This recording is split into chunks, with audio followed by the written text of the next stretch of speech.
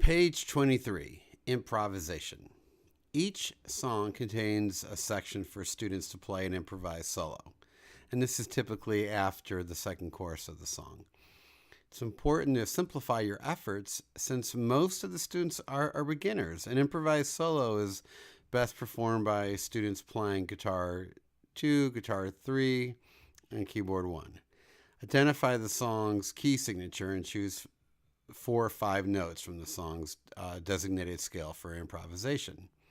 The minor or major pentatonic scale are ideal for a more rock sound. So for those of you that really aren't familiar with improvising at all, you just want to encourage your kids to play long, slow notes. That's a really good way to describe it. Long, slow notes, and maybe give them only 4 notes from the scale. Just the more notes you give them, the more confusing it can be, and just encourage them to try different note combinations and different rhythms, and just to keep things slow and long. So here's shows here the notes here from the minor pentatonic scale. The minor pentatonic scale is a common 5-note scale.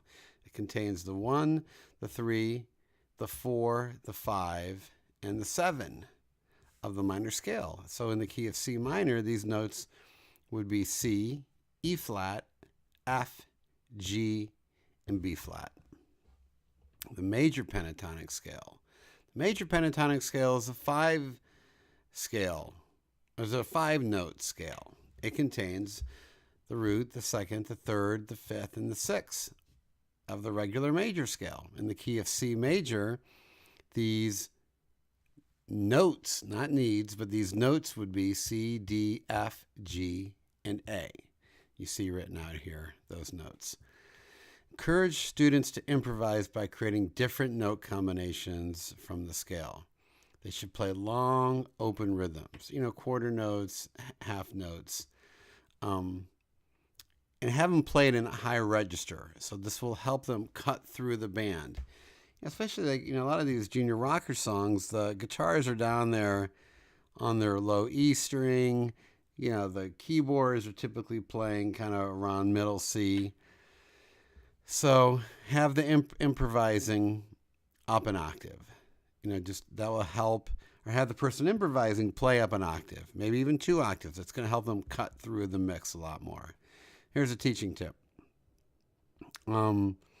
Kind of already talked about this. It says, encourage your students to improvise with slow and long phrasing. Slow and long is a more tangible way of saying whole notes and half notes, quarter notes, and rest.